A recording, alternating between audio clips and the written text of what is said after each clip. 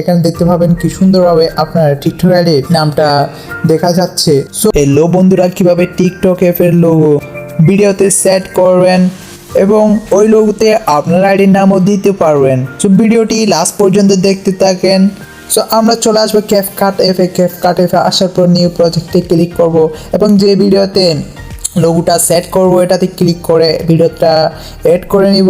Add করার পর আপনাদের মাঝে এরকম একটা ইন্টারফেস আসবে। ভিডিওটি না টেনে দেখুন, ভিডিওটি স্কিপ করলে কিছু বুঝতে পারবেন না। সো নিচে দেখতে পাবেন ট্যাক্স নামে একটা অপশন আছে, ওটাতে ক্লিক করে এখানে দেখতে পাবেন ট্যাক্স টেম্পল, এটাতে ক্লিক করবেন। ক্লিক করার পর আপনারা এখন দেখতে পাবেন অসংখ্য এখানে ট্যাক্স লেটার পেয়ে যাবেন। এখানে দেখতে পাবেন সোশ্যাল মিডিয়াতে আসার পরে এখানে দেখতে পাবেন অসংখ্য লোগো আছে। এখানে আপনারা দেখতে পাবেন টিকটকের লোগোটা আছে। সো আমি টিকটকের লোগোটা সিলেক্ট করে নিলাম।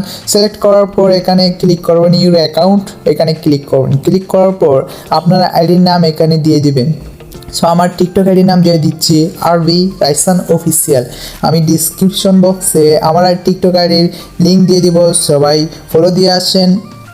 সো আমি দিয়ে দিচ্ছি, সেট করে নিচ্ছি। সো ওকেতে ক্লিক করবেন।